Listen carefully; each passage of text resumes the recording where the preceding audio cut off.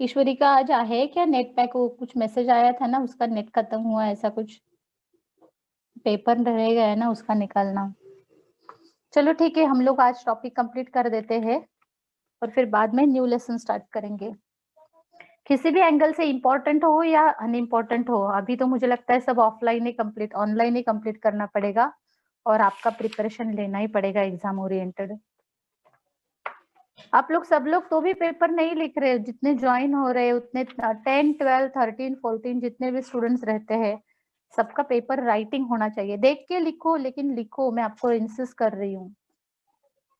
आप सभी का ऑफलाइन एग्जाम होने वाला है, नीट का जैसा एग्जाम हुआ वैसा ही, ये फिक्स है, कंफर्म है। आपको ऐसा लग रहा होगा कि हम लोग बिना एग्जाम देके पास होंगे, ऐसा कुछ रूल नहीं है। बाय बोर्ड, बोर्ड का 10th का एग्जाम अभी हो रहा है, देखो नवंबर का, अभी बोर्ड का नवंबर का 220 का पेपर आया, आपको आया ना? सबको मैंने भेजा था ग्रुप पे, कुछ रिप्लाई देंगे कि नहीं? गया है ना आपको? आप कितना बुरा लगता है ना, जो रेगुलर स्टूडेंट्स है उनको ही ये सब सुनाना पड़ता है, और जो इरेगुलर है वो उनको कुछ कर भी नहीं सकती हूँ मैं। तो पेरेंट्स को अभी मैं क्या करने वाली हूँ मालूम है क्या? सबके मोबाइल कैटलॉग लेने वाली हूँ और घर पे पेरेंट्स को फोन करने वाली हूँ कि क्या क्या प्रॉब्लम्स है। ऑनलाइन लेक्चर अटेंड कर रहे हैं, यहाँ पे इतने सारे ग्रुप में ज्वाइन हुए हैं, तो पेरेंट्स को भी मालूम होगा, क्योंकि आप लोग कुछ भरोसा नहीं, आप लोग पेरेंट्स को चीट भी करते होंगे। हाँ, कि ये हमें चाहिए, नेट पैक चाहिए, हमारा कॉलेज में लेक्चर होता है, और लेक्चर भी अटेंड नहीं करते होंगे, कुछ और मूवी भी देखने में टाइम नेट पैक खत्म होता होगा। कुछ भरोसा नहीं आप लोगों का। कुछ रिप्लाई भी हाँ भी नहीं बोल रहे, हंस भी नहीं रहे, एटलीस्ट हंस के भी चैट कर सकते हैं ना। हाँ मैडम, ऐसा भी हो सकता है। बियॉन्ड द बॉक्स सोच सकते हैं, कुछ भी हो सकता है। इमोशनल हाईजैक किसी भी तरह से किया जा सकता है, बच्चों को आजकल सब कुछ आता है। तो देखो हम लोगों ने कहाँ तक लिया था कल? कैपिलरी हुआ, पल्स हुआ, फिर उसके बाद ये ब्लड प्रेशर हुआ। एटलीस्ट इसका तो रिप्लाई दे दो, ब्लड प्रेशर हुआ ना? हाँ, के ब्लड प्रेशर हो गया है। फिर उसके बाद हाँ, ये हाइपरटेंशन, हाइपोटेंशन ये भी हुआ। फिर उसके बाद ये जो टॉपिक है the measurement of blood pressure, वो लेंगे हम लोग, कैसे करेंगे। और पढ़ते रहो, मैं खुद पे ही टेस्ट निकालने ही वाली हूँ। अभी आप लोग निकाल रहे हो क्योंकि मैं लेक्चर में बिजी हूँ, थोड़ा सा कॉलेज में भी दूसरा काम दिया गया है, और फिर नोट्स भी निकालती हूँ, तो 11th के भी नोट्स निकालने में टाइम जाता है ना, इसलिए मैं पेपर नहीं बना रही हूँ। लेकिन एक बार आपका सिलेबस पढ़ा के हो जाए तो फिर मुझे जो 40, 30, 50 मिनट्स मिलेंगे वो बस ओनली आपको क्वेश्चन पेपर बना के देना है, और आपको उसका राइटिंग करके मुझे एक साथ बंच में सबको, मैं कॉलेज में मंडे को बुलाने वाली हूँ। किसी ये दिसंबर मंथ में ना, मैं सबको, सभी स्टूडेंट्स को अल्टरनेट टाइम पे बुलाने वाली हूँ। तो आप 60-80 स्टूडेंट्स को आना ही है कैसे भी करके। ओके, तो देखो अभी हम हार्ट डिसऑर्डर में जाएंगे। तो हार्ट डिसऑर्डर के कौन कौन से टाइप्स हो रहे हैं, वो है first one, that is coronary artery disease. ये है एग्जाम में, coronary artery disease, angina pectoris, angiography नहीं है।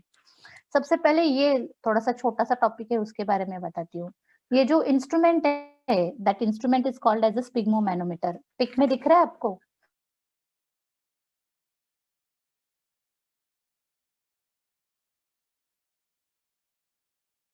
स्पिग्मोमैनोमीटर instrument is used the blood pressure. तो यहाँ पे ये जो पंप एयर प्रेशर, इससे प्रेशर दिया जाएगा, और ये जो बेल्ट है वो बेल्ट अबव द एल्बो, जो फोरलिम है ना, फोरलिम के अपर आर्म पे इसे वेस्ट किया जाएगा, टाई किया जाएगा, और जैसे प्रेशर क्रिएट किया जाएगा तो ये जो मर्क्यूरी बल्ब है, ये मर्क्यूरी अपवर्ड मूवमेंट होगा। तो डॉक्टर को कैसे मालूम पड़ेगा कि हाई ब्लड प्रेशर 120 है या 120 अबव है? तो उन्हें एक ये स्टेथोस्कोप है, स्टेथोस्कोप से वो बीट का साउंड सुनाई देगा। तो एक सिचुएशन ऐसी आएगी कि जहाँ पे ब्लड प्रेशर पूरा, यहाँ से प्रेशर देने के बाद पॉज होगा, तो जहां से बीट स्टार्ट होगी वो डॉक्टर पहचानेंगे कि हाँ इसका हाई ब्लड प्रेशर यहाँ पे है, तो 120 mm ऑफ मर्क्यूरी। पर नीचे जाते जाते जाते जाते एक सिचुएशन ऐसे आती है कि वहां पे भी पल्स बीट बंद हो जाती है, तो वो डाउनवर्ड जो है वो भी काउंट किया जाता है। तो वैसे ही उन्होंने कहा है कि the measurement of blood pressure. तो मैडम इसको बोर्ड के एंगल से हम कैसे पढ़े? इसमें क्या क्वेश्चन आ सकता है बोर्ड के हिसाब से, अगर हमने सोचा तो ऐसे ही सोचो और फिर उसके ऊपर क्वेश्चन पेपर बनाओ। आज कौन है प्रेजेंट? मेरे देखती हूँ। Okay,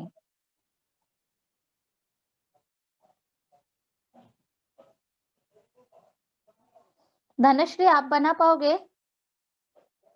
Dhanashree Jadhav, question paper बनाओगे आप आज का?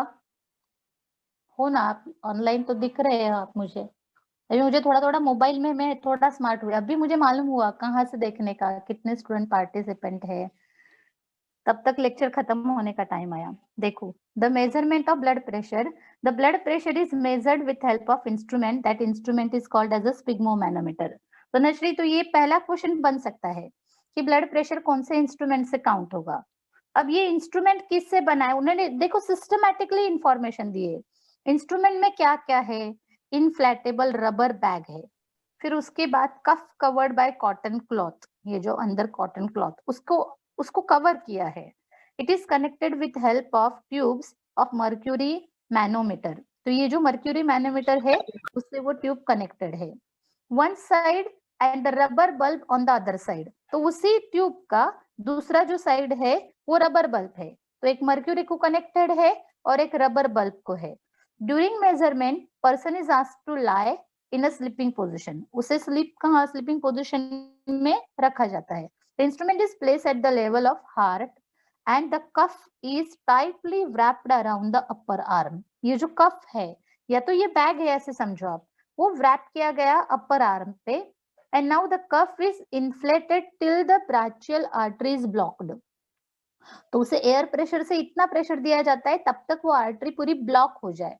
ड्यू टू बाहर से प्रेशर दे रहे हैं ना हम, बाहर से हाथ को उस दबा रहे हैं हम लोग बाहर से। Now the pressure in the cuff is slowly lowered, तो वहां पे धीरे धीरे धीरे वो प्रेशर लो किया जाएगा। यहाँ पे वो नॉब रहता है, वो नॉब को लूज करेंगे तो धीरे धीरे धीरे वो प्रेशर लो होगा, and till the first pulsatile sound is heard, पहला लबडब साउंड आएगा वो रहेगा systolic pressure. At this moment, the pressure indicated that is called as a systolic pressure. तो क्या क्या हमें समझ में आया कि हमारा एक इंस्ट्रूमेंट है जिसका नाम है स्पिग्मोमैनोमीटर। ये इंस्ट्रूमेंट है। अब ये इंस्ट्रूमेंट का ये जो कफ है वो एक मर्क्यूरी लेवल को कनेक्टेड है और एक दूसरा एयर प्रेशर को कनेक्टेड है। फिर उसके बाद क्या किया जाता है, इस कफ को अपर आर्म में टाई किया जाता है, ताकि ये कफ टाई करने की प्रोसीजर क्या कि जितना प्रेशर से उसे टाई किया जाए उतना प्रेशर से वो प्रेशर आएगा। किसे आएगा वो प्रेशर, ब्राचियल आर्टरी को आएगा, और प्रेशर टाइट करने की वजह से ब्लड फ्लो होना बंद होगा।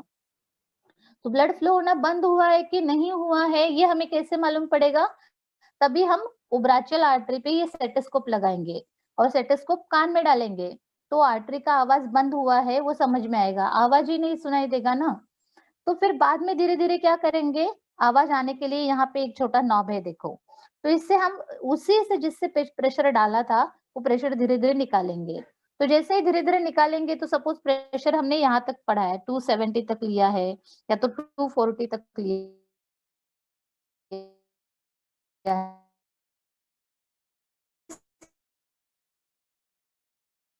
ये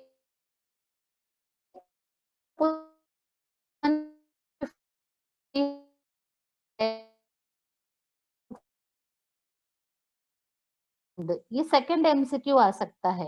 इतना हार्ड क्वेश्चन तो नहीं पूछेंगे लेकिन ये रहेगा, that is called as a Korotkoff count. Okay, pressure in the cuff is further lowered till the pulsatile sound, फिर धीरे धीरे धीरे धीरे वो और नीचे आता है, and can not be heard due to the smooth blood flow, फिर बाद में ऑटोमेटिकली आर्टरी में अच्छे से ब्लड फ्लो होना चालू हो जाता है तो साउंड ही सुनाई नहीं देता। तो जिस मूवमेंट पे साउंड सुनाई देना बंद होता है उस मैनोमीटर में उस मर्क्यूरी लेवल को काउंट करेंगे, तो that is called as a diastolic pressure. तो इस तरह से काउंट किया जाता है। और नॉर्मल 120/80, तो मैंने जितने अंडरलाइन किए ना पार्ट वो एमसीक्यू के लिए बन सकते हैं देखो। तो ये टीचर का रोल है। अभी मैं 2 ऑनलाइन हूँ तो भी आपको पूरा पैरा पढ़ने में क्या इंपॉर्टेंट है वो टीचर ही बता सकता है आपको। तो यहाँ पे ये फर्स्ट इंस्ट्रूमेंट के बारे में इंफॉर्मेशन आई, फिर सेकंड आई ब्राचियल आर्टरी, किसमें हम प्रेशर देते हैं, तो सेकंड एमसीक्यू बनता है ब्राचियल आर्टरी में। थर्ड क्या है कि सिस्टोलिक प्रेशर कहाँ पे मालूम पड़ता है, तो जहाँ पे पहला मूवमेंट आता है साउंड का, और उस फर्स्ट साउंड को नाम क्या दिया जाता है, कॉर्डकॉप्स। ये आया नेक्स्ट फोर्थ क्वेश्चन। और फिफ्थ क्वेश्चन क्या आता है कि नॉर्मल ब्लड प्रेशर कितना होता है, तो नॉर्मल 120/80 और एक सिक्स्थ बना तो कि जिसमें नॉर्मल ब्लड फ्लो चालू होता है वहां पे साउंड सुनाई नहीं देता, दैट इज सिक्स्थ क्वेश्चन आएगा। तो इस तरह से इतने पूरे पैराग्राफ में 6 ही क्वेश्चन बनेंगे, इसके बाहर बोर्ड में एक भी क्वेश्चन नहीं आएगा, I am very sure for that. तो इस तरह से ये 6 क्वेश्चन अगर आपने अच्छे से समझे तो आपको टॉपिक अच्छे से समझ में आएगा। फिर उसके बाद हाइपरटेंशन, फिर उसके देखो अभी नेक्स्ट वन हार्ट के डिसऑर्डर, तो थोड़ा पैराग्राफ वाइज पढ़ाती हूँ क्योंकि आज 40 मिनट्स का लेक्चर बोला है ना मैंने। तो peristality raised due to blood pressure hyper then the normal is called as a hypertension. ये हमने कल भी लिया कि हाइपरटेंशन माने क्या और हाइपोटेंशन मतलब क्या।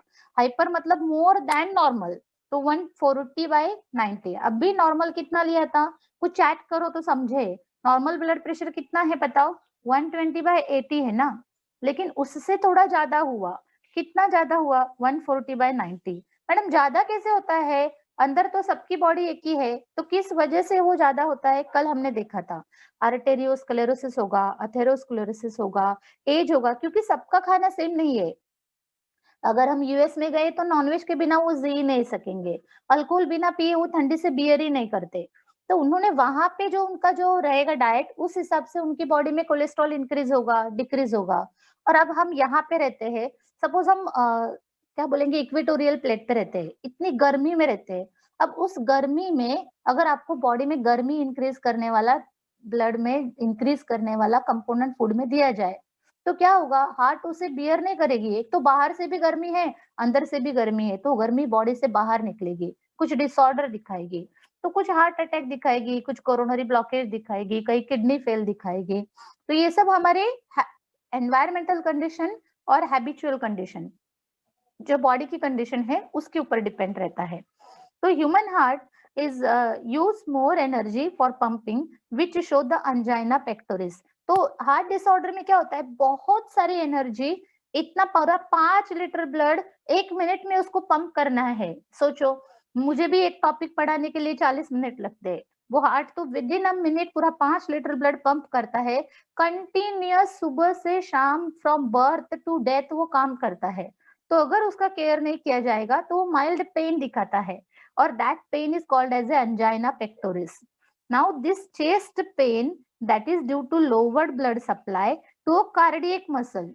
और ये क्यों होता है चेस्ट पेन, तो जैसे देखो आपके लाइफ में भी ऐसा होता है, आपको कभी कभी होता होगा ना, अरे मैं इतना पढ़ाई करता हूँ, मैं पापा के लिए बिल्कुल बुरा नहीं बिहेव करता, मम्मी का भी मैं सब सुनता हूँ या मैं सब सुनती हूँ, लेकिन ये मम्मी मेरा समझती ही नहीं, मेरे फीलिंग्स को समझती ही नहीं है। तो आपको जल्दी से रोना आता होगा क्योंकि आप पेरेंट्स के लिए इतना सब करते हैं, लेकिन पेरेंट्स आपकी फीलिंग नहीं समझते।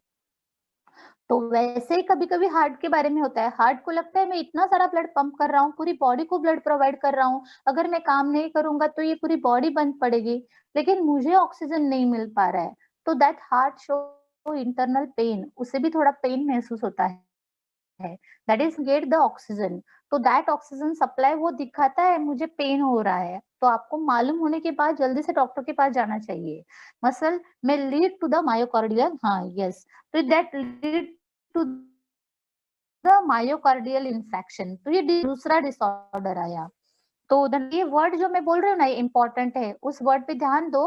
और मिले 20 क्वेश्चन तो 20 बनाओ, 30 बने तो 30 बने, मिनिमम 20 बनाने की कोशिश करो। हाँ, तो फिर उसके बाद मसल्स में lead to the myocardial infection, more chance of brain haemorrhage. तो देखो जिंदगी हमारी ऐसे इस तरह से नहीं होनी चाहिए। आप सब अभी बहुत क्यूट और अट्रैक्टिव, बहुत अच्छी जिंदगी जी रहे हो, लेकिन कभी कभी किसी की लाइफ में ना ये कंडीशन आती है, ब्रेन हैमरेज, मतलब ब्रेन में इंटरनल ब्लॉकेज होता है, कोई पैरालाइज होकर बेड पे ही रहता है, किसी को खाना भी नहीं जाता बराबर से। तो ये सब बॉडी का ध्यान ना रखने की वजह से। तो ये सब टॉपिक आपको 12th में क्यों दिए हैं, उसके पीछे रीजन है। कभी कभी स्टूडेंट्स एडोलेसेंस एज में एडिक्ट होते हैं, मालूम नहीं पड़ता उनको, स्मोकिंग, कभी कभी ड्रिंकिंग, कभी कभी अब्यूजमेंट होता है उनका, किसी भी तरह का अब्यूजमेंट होता है, तो सेक्सुअल अब्यूजमेंट, मेंटल अब्यूजमेंट, तो उसमें वो टेंशन में और वरी में आते हैं और उससे उनका हैबिट चेंज होता है। लेकिन तभी मालूम नहीं पड़ता, 10 साल में मालूम नहीं पड़ेगा, लेकिन 10 साल के बाद वो बॉडी कुछ ना कुछ डिसऑर्डर दिखाती है। तो ऑलरेडी पहले मेंटल स्ट्रेस में गए ही रहते हैं और फिर बाद में और भी मेंटल स्ट्रेस आता है। तो उसकी वजह से ब्रेन हैमरेज हो सकता है या और कुछ डिसऑर्डर आ सकते हैं। हाइपरटेंशन है। एक्चुअली मालूम है ये कोरोना पीरियड है ना, हमको सबसे ज़्यादा मेंटल स्ट्रेस दे के गया है। आपको कितना अच्छा होता अगर कॉलेज में आप आते तो आप अपने फ्रेंड से बात करते थे। कहीं न कहीं आपका जो मेंटल स्ट्रेस निकालने के लिए कॉलेज चाहिए, वहाँ पे सब ग्रुप चाहिए, सब स्टूडेंट्स एक साथ मिलने चाहिए, तो सबका वाइब्रेशन भी मिलता है हमको। मैं यहाँ पे पढ़ा रही हूँ लेकिन मैं मेरा वाइब्रेशंस आपको नहीं दे पा रही हूँ पढ़ाई का। जो फ़ील बोलते हैं ना, देखो अगर मैंने कहा कि मोगरा के फ्लावर को कितना अच्छा खुशबू आ रहा है, मेरा पूरा घर मोगरा के फ्लावर से भरा हुआ है। लेकिन वो खुशबू मैं आपको नहीं दे खुशबू मैं अकेले ही महसूस कर पाऊँगी अगर मेरे घर में है। तो वो खुशबू लेने के लिए आप सबको मेरे घर में आना पड़ेगा। ऐसा ही सबको एजुकेशन का ये जो फ़ील्ड बोलते हैं ना वाइब्रेशन लेने के लिए सबको एक जगह पे आना पड़ेगा। तो इसी तरह से ये टॉपिक भी है। So more chances of brain haemorrhage due to hypertension as arteries लेकिन रियली मुझे आपसे बहुत एफिनिटी है। मैं कॉलेज से अभी आई हूँ, अभी को ट्रेन बस में ही मैसेज डाला था डम-डम में ही कि हम लेक्चर लेंगे करके। In a brain are less protected by the surrounding tissue that cause to the kidney failure. तो बाद में किडनी फेल भी हो सकती है। तो बहुत सारे डिसीज हमको फील करके पेन समझ के याद रखने हैं। फिर उसके बाद दूसरा डिसऑर्डर ये हुआ हार्ट डिसऑर्डर, उसमें एंजाइना पेक्टोरिस कहा मैंने। फिर मायोकार्डियल इन्फेक्शन हुआ, फिर किडनी फेल होता है। फिर उसके बाद कोरोनरी आर्टरी जो हार्ट को ब्लड प्रोवाइड करने वाली आर्टरी है जिसको पेन महसूस होता है, तो वो they showing that disease that is coronary artery disease that is arteriosclerosis. तो आर्टेरियोस्क्लेरोसिस किसकी वजह से होता है? कैल्शियम का, फैट का या कोलेस्ट्रॉल का जो डिपोजिशन होता है वो ब्लड वेसल्स में होगा। तो ब्लड वेसल में डिपॉज़िट होगा तो वो जाम हो जाएगा ना, तो ब्लड आगे नहीं जा पाएगा और अगर उसे ब्लड नहीं गया, तो वो जो आर्टरी ऑलरेडी उसका ल्यूमेन छोटा है, ऑलरेडी वो पतली है, तो उसके अंदर ब्लॉक होने की वजह से ब्लड हार्ट को जाता नहीं और हार्ट को ना जाना मतलब angina pectoris that is a pain to the chest, less blood supply to cardiac muscle. फिर उसके बाद अथेरोस्क्लेरोसिस या तो आर्टेरियोस्क्लेरोसिस। आर्टेरियोस्क्लेरोसिस माने फैट डिपोजिशन होता है और अथेनो मतलब हार्डनिंग ऑफ ब्लड वेसल्स होता है। ब्लड वेसल की इलास्टिसिटी कम कम हो जाती है। That are characterised by the severe pain and heaviness in the chest. Chest में पेन, एसिडिटी हुआ ऐसा लगता है। चेस्ट में दर्द होता है, छाती में दर्द होता है ऐसे बोलते हैं। मुझे कुछ समझ में नहीं आता। गिडीनेस आना, थोड़ा सा शोल्डर भी ऊपर नीचे करने में पेन होता है। तो पेन में भी स्प्रेड टू फिर नेक में जाता है, फिर लोअर जॉ में, फिर लेफ्ट आर्म में, फिर लेफ्ट शोल्डर में। तो हाथ उठाते टाइम, हाथ नीचे करते टाइम, नेक को घुमाते टाइम बहुत अगर पेन महसूस होता है तो समझो उसका सिम्पटम कहीं हार्ट में भी हो सकता है। So pain usually result from the exertion and there is more demand of oxygen by the heart. तो वो हार्ट डिमांड करता है ऑक्सीजन का।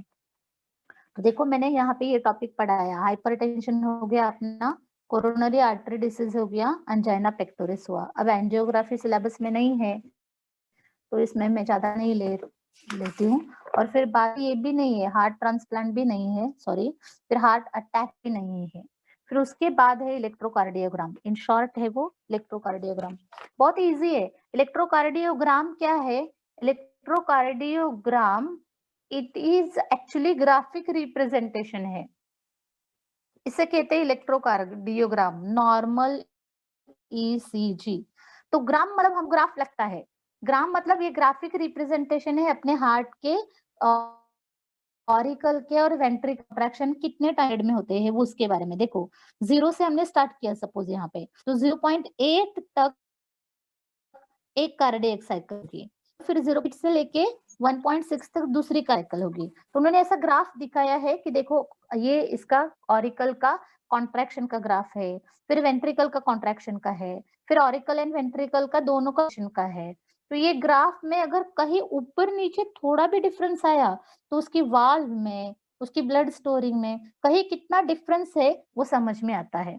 तो देखो यहाँ पे क्या होता है, electrocardiogram, a graphic recording of electrical vibrations or variations detected at the surface of body during their propagation through the wall of heart is called as electrocardiogram. तो इतना याद रखना, electrocardiogram is nothing but the graphic representation of किसका है, working और mechanism of heart, उसे कहेंगे electrocardiogram. And the machine which is used to count this electrocardiogram that is called as a electrocardiograph. तो ये किसका नाम है, धनश्री। यहाँ पे ये क्वेश्चन और बनेगा, what is electrocardiogram and electrocardiograph. Graph मतलब ग्राफ नहीं है, ग्राफ मतलब मशीन है। जो मशीन, जो इंस्ट्रूमेंट है, उस इंस्ट्रूमेंट जो रिकॉर्डिंग कर रहा है, उस इंस्ट्रूमेंट को नाम दिया इलेक्ट्रोकार्डियोग्राफ।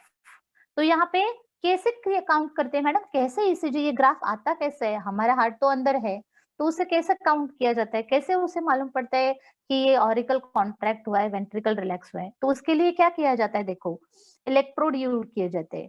इलेक्ट्रोड मतलब आपने जो केमिस्ट्री में देखे वैसे इलेक्ट्रोड नहीं रहते वो, जैसे क्या बोलेंगे हम लोग, दीवार को चिपकाने वाले जैसे स्क्रू आते हैं कि नहीं, वैसे बॉडी को चिपकने वाले, जैसे फॉर एग्जांपल शर्ट में हम कैसे बटन लगाते हैं, तो बटन से टाई होता है ना, तो वैसे ही बॉडी को चिपकने वाले इलेक्ट्रोड्स रहते हैं। तो that electrodes are use for recording the signal, तो बॉडी के सिग्नल्स को रिकॉर्ड करता है। 4 electrodes are position on the limb, 4 electrode limb में यूज किए थे। लिम्ब मतलब 2 लिम्ब, एक upper limb and lower limb. तो 2 अपर आर्म में यूज किए जाते हैं और 2 नीचे लेग में यूज किए जाते हैं। ये टोटल 4 हो गए। These are limb electrode. Actually madam ऊपर तो आपने 6 का, सॉरी, तो ऊपर जो क्या होता है, these are the limbs electrode, 6 electrodes are position on the chest. तो पैर में थोड़ी हार्ट है, तो हार्ट तो कहाँ पे है, चेस्ट में है। तो चेस्ट के जो वाइब्रेशन है, अभी किसी को म्यूट करना, चेस्ट के जो वाइब्रेशन है ना, वो वाइब्रेशंस क्या करता है, वो इलेक्ट्रोड लेगा। तो हार्ट कहाँ पे है, चेस्ट में है ना, तो चेस्ट पे हम लोग 6 इलेक्ट्रोड्स को लगाते हैं। तो now 6 electrodes are position on the chest and these are chest electrodes. तो इस तरह से ये इलेक्ट्रोड बॉडी पे लगाए जाएंगे, चिपकाए जाएंगे, जैसे फेविक, ये क्या बोलेंगे हम लोग, जेल आता है ना, जेल, इलेक्ट्रोपोरेसिस जेल, ऐसा कोई भी जेल, वो जेल लगा के बालों को स्ट्रेट किया जाता है, वैसे जेल से वो थोड़े चिपकाए जाएंगे। वो इतने सेंसिटिव रहते हैं कि वो बराबर आपका जो बीट आता है वो काउंट करते हैं। और ये जो बीट आते हैं वो 3 वेव्स में आते हैं। उसमें पहला वेव का नाम है पी वेव, दूसरे का नाम है क्यू आर एस और तीसरे का नाम है टी वेव। तो ये 3 वेव देखो डायग्राम में भी दिए, P wave, Q R S, यहाँ पे है क्यू, यहाँ पे आएगा आर और यहाँ पे आएगा एस। यहाँ पे लेबलिंग नहीं किया है, तो यहाँ क्यू आएगा, ये आर आएगा और एस, जैसे Q R S wave. And third one wave is called as a T wave. तो यहाँ पे टी वेव मतलब क्या, पी वेव मतलब क्या, क्यू आर एस वेव मतलब क्या, इसके बारे में इंफॉर्मेशन तो इन शॉर्ट में यहाँ पे लेती हूँ। देखो, तो ये हार्ट ट्रांसप्लांट भी नहीं है ना, हार्ट अटैक के बाद, इसको साइड में रखती हूँ। यहाँ पे देखो electrocardiogram, the graphical recording, P का, तो पी वेव के बारे में क्या आता है, पी वेव बहुत ही स्मॉल रहती है, अपवर्ड इन पोजिशन है। तो मैं, मेरा बड़ा डायग्राम है ना, इसमें आपको समझेगा। पी वेव है ये स्मॉल वेव है, लेकिन क्या है देखो यहाँ पे अपवर्ड इन डायरेक्शन, ये से सीधी नहीं गई है, थोड़ा ऊपर गई है। इट रिप्रेजेंट आर्टेरियल डीपोलराइजेशन, मतलब आर्टेरियल कॉन्ट्रैक्शन। तो आर्टेरियल कॉन्ट्रैक्शन 0.1 सेकेंड के लिए होता है। तो ये पहली वेव ऑरिकल का कॉन्ट्रैक्शन दिखाएगी। फिर उसके बाद पी वेव के बाद आती है क्यू आर एस वेव।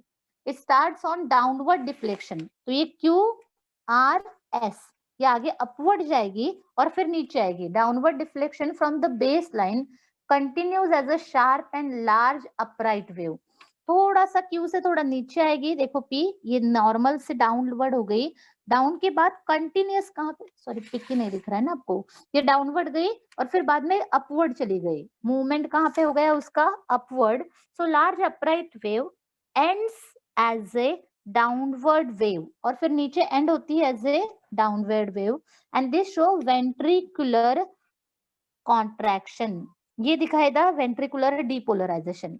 तो यहाँ पे वेंट्रिकल का कितने टाइम पीरियड के लिए कॉन्ट्रैक्शन होता है, ये वेव यहाँ से क्यू आर एस से दिखाती है। तो वेंट्रिकुलर वेव यहाँ तक होता है क्या, नहीं, ये दोनों एट ए टाइम चालू रहे ना, लेकिन पिक लेवल पे यहाँ पे है वेंट्रिकुलर कॉन्ट्रैक्शन। तो देखो पहली पी वेव है ऑरिकुलर कॉन्ट्रैक्शन की, दूसरी QRS वेव है वेंट्रिकुलर कॉन्ट्रैक्शन की, और तीसरी जो आगे फॉरवर्ड गई that T wave that is called as a ventricular relaxation. तो वेंट्रिकल का रिलैक्सेशन होता है वो 0.67 देखो यहाँ तक जा रहा है। तो फिर उसके बाद फिर नेक्स्ट वेव चालू होती है। So T wave it is a small wide and upwardly elevated wave, it represent ventricular repolarisation. तो बोलने में आपको समझ में आ रहा है रीपोलराइजेशन का मीनिंग है रिलैक्सेशन। तो डीपली मत जाओ, टेंशन मत ले लो, रीपोलराइजेशन एंड डीपोलराइजेशन ये वर्ड याद नहीं रखेंगे तो वो भी चलेगा, लेकिन टेक्स्ट बुक में एक्चुअली ये दो वर्ड ही दिए हैं। आपको याद रखना है वेंट्रिकुलर कॉन्ट्रैक्शन एंड रिलैक्सेशन। तो पहले डायग्राम में आता है ऑरिकल का कॉन्ट्रैक्शन, फिर आता है वेंट्रिकल का कॉन्ट्रैक्शन, और फिर आता है वेंट्रिकल का रिलैक्सेशन। बस इतना ही मेन 3 पार्ट है। तो इसमें मैडम 1 मार्क के लिए क्या क्वेश्चन आएगा? तो क्वेश्चन आएगा कितने सेकंड्स के लिए जो यहाँ पे पहली पी वेव है वो क्या प्रोसेस दिखा रही है? Auricular contraction. दूसरी जो QRS है वो वेंट्रिकुलर कॉन्ट्रैक्शन। लेकिन कॉन्ट्रैक्शन के लिए यहाँ पे जो वर्ड यूज किया है that is called as a depolarisation. Polarisation मतलब पोलर पे जाना, और डी मतलब नॉट पोलराइजेशन, और रीपोलराइजेशन मतलब अगेन वो कंडीशन को लेके आता है तो रिलैक्स होता है। तो एक कॉन्ट्रैक्शन दिखाएगा, एक रिलैक्सेशन दिखाएगा। तो फिर से बताती हूँ, ऑरिकल का कॉन्ट्रैक्शन हुआ, वेंट्रिकल का कॉन्ट्रैक्शन हुआ, और वेंट्रिकल का रिलैक्सेशन हुआ। ऐसे 3 मेन पॉइंट्स को ईसीजी नोट करता है, मतलब इलेक्ट्रोकार्डियोग्राम दिखाता है। और ये किससे लिया जाता है?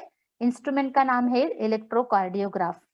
ये क्या क्या फायदा है इस ईसीजी मशीन का? ही तो ईसीजी मशीन ह्यूमन कितने मतलब ह्यूमन ऐसे बैग में कैसे कैरी करके लेके जा सकते हैं, वैसे कैरी करके जा सकते हैं ईसीजी को।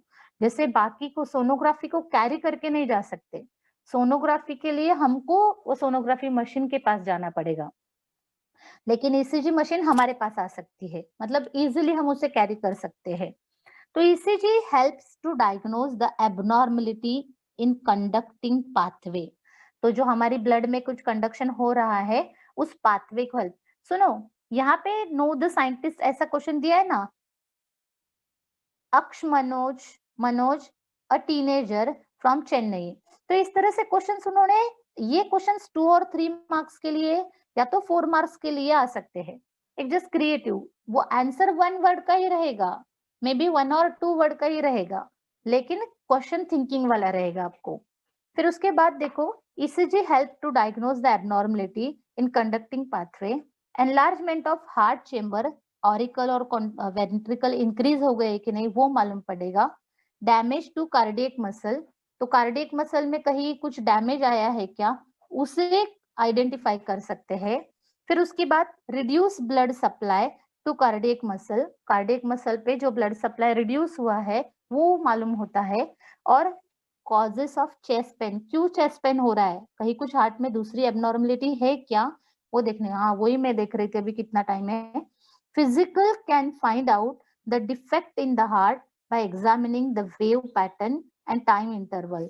तो फिजिकली हमको इसका टाइम इंटरवल बढ़ गया, इसका डिस्टेंस बढ़ गया, इसकी लेंथ कम हो गई, तो इससे कुछ हार्ट में एबनॉर्मलिटी है वो मालूम होती है। तो इस तरह से ईसीजी का काम किया जाता है। अब ईसीजी के बाद आता है that is called as a lymphatic system. So this lymphatic system consist of lymph. बस ये 2-3 ही इंफॉर्मेशन दी है, उसमें कुछ नहीं है। देखो, जैसे ब्लड वेस्कुलर सिस्टम ब्लड से बनी है, वैसे ये लिम्फ से बनी है। लिम्फ किससे कैरी होता है? लिम्फ वेसल से आता है। लिम्फ कौन बनाता है? लिम्फ ऑर्गन बनाते हैं एंड टिश्यू बनाते हैं। तो ब्लड क्या है? ब्लड अल्कलाइन रेड कलर का फ्लूइड है। वैसे लिम्फ क्या है? Lymph is a clear water. Dhanashree, इसमें छोटे छोटे क्वेश्चंस बहुत बनेंगे। लिम्फ क्या है, लिम्फेटिक सिस्टम किससे बनी हुई है, ये कौन है? जैसे ब्लड फ्लूइड कनेक्टिव टिश्यू है, वैसे लिम्फ भी फ्लूइड कनेक्टिव टिश्यू है, but in that mostly RBC are absent, इसलिए वो रेड कलर का नहीं है ना। और क्या नहीं है उसमें? प्लेटलेट्स भी नहीं है, or even some proteins are also. It is almost similar composition of the blood except RBC, platelets and blood plasma proteins जो कहते हैं, थोड़े प्रोटीन्स उसमें नहीं है। तो टिश्यू के गैप में जो स्पेस रहती है in between two tissue, between cells, वहां पे ये लिम्फेटिक सेल्स अपना लिम्फ डिस्चार्ज करते हैं। और कहाँ पे? Into the blood vessels and through उसके मेन डक्ट है। तो यहाँ पे दूसरा क्वेश्चन बनेगा, how they carry the lymph through main two duct, one is called as a thoracic duct, another one is called as a right lymphatic duct। तो यहाँ पे देखो, ये टॉन्सिल है, सब लोग देख रहे हैं, ये है रेड बोन मैरो, यहाँ पे बोन का दिखाया है, और ये स्प्लीन है। ये एक्चुअली लिम्फ ऑर्गन है, और ये dot dot dot dot dot dot दिखा है, ये लिम्फ नोड्यूल है। तो लिम्फ नोड्यूल ज्यादा कहाँ पे है? देखो ग्रोइन में, और ज्यादा कहाँ पे है? इस शोल्डर रीजन में, ये जो आर्म पिट है ना वहां पे। यहाँ से लिम्फ को मूवमेंट किया जाएगा। तो ये देखो, यहाँ से जो दो मेन डक्ट आ रही है 1 एंड 2, तो 1 और 2 में एक का नाम दिया है देखो, thoracic duct मिल रहा है यहाँ पे। सो 2 डक्ट आर प्रेजेंट ना, बुक में दिए है, that is thoracic duct and right lymphatic duct। Actually यहाँ पे दिया है देखो, सर्वाइकल लिम्फ नोड, तो सर्वाइकल लिम्फ नोड से ही जो डक्ट आएगा वो लिम्फेटिक डक्ट है, पर यहाँ डायग्राम में नहीं दिख रहा है, डायरेक्ट नोड ही दिखा रहे हैं। तो डायग्राम में आपको नहीं दिख रही है, लेकिन सब क्लेवियन वेन करके दिया है। एक्चुअली जो अगर ये राइट डक्ट है ना, तो अगेंस्ट टू दैट यहाँ पे जो आएगा that is called as a lymphatic duct. तो मेन 2 डक्ट है, right thoracic duct, sorry the thoracic duct and right, बराबर ये साइड में राइट, ये right, that is called as a lymphatic duct। तो इस तरह से 2 डक्ट के बारे में इंफॉर्मेशन दिया है। तो अपना ये टॉपिक कंप्लीट हुआ।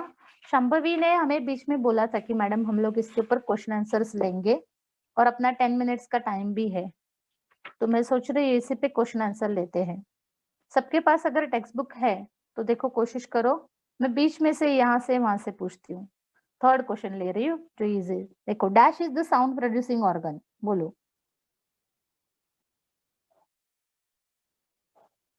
क्वेश्चन आंसर सेशन स्टार्ट करते हैं, और फिर कल ह्यूमन रिप्रोडक्शन स्टार्ट करती हूँ, नहीं तो कंट्रोल एंड कोऑर्डिनेशन, दोनों में से एक स्टार्ट करेंगे। Sound producing organ A option मत देना अभिनव, तो ए देखना पड़ेगा ना, तो हमें आंसर नहीं आता, तो सब लोग उसका आंसर दे दो। कौन सा साउंड प्रोड्यूसिंग ऑर्गन है?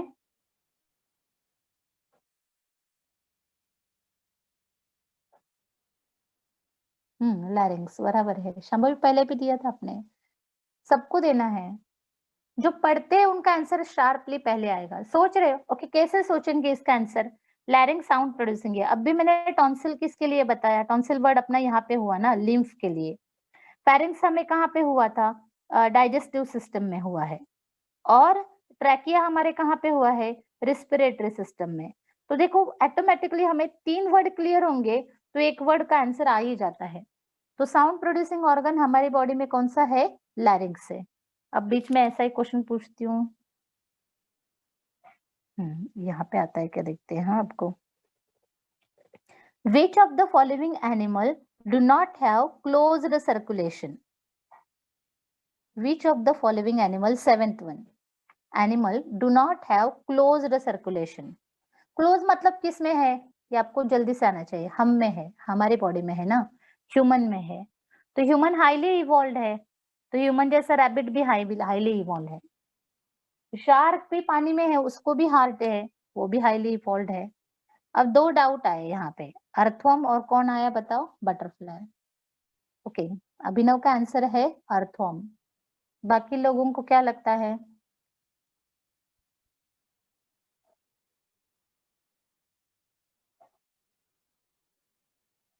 आंसर क्यों नहीं आ रहा है?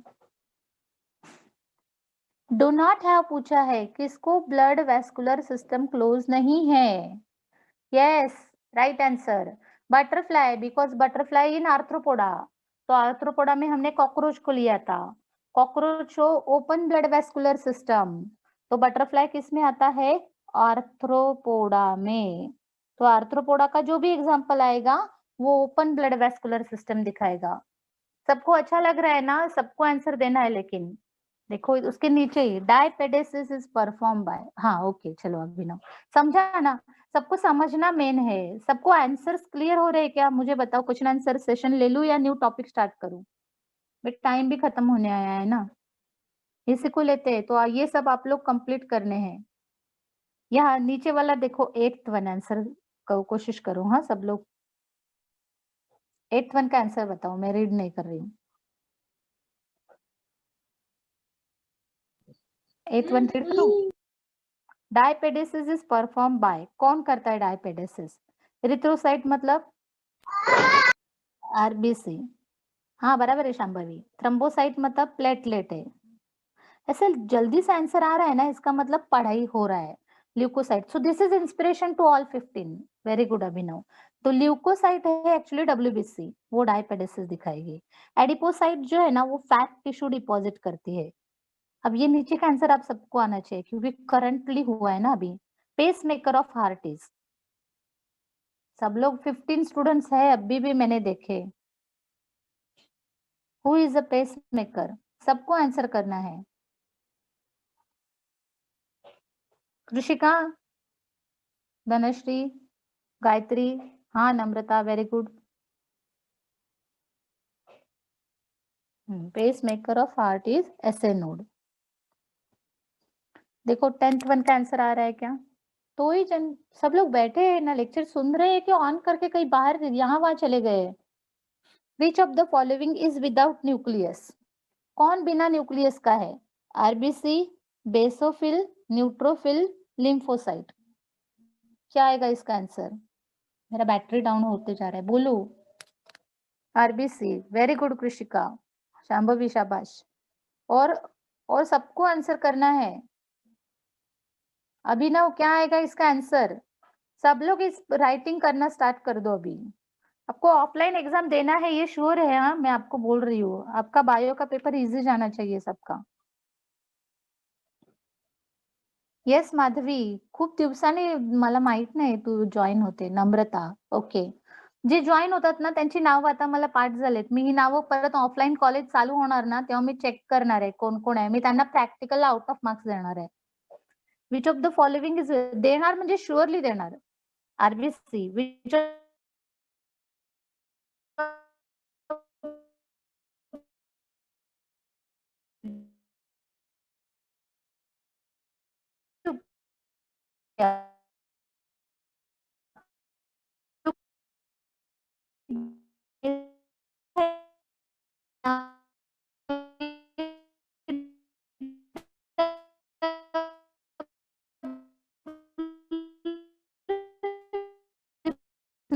से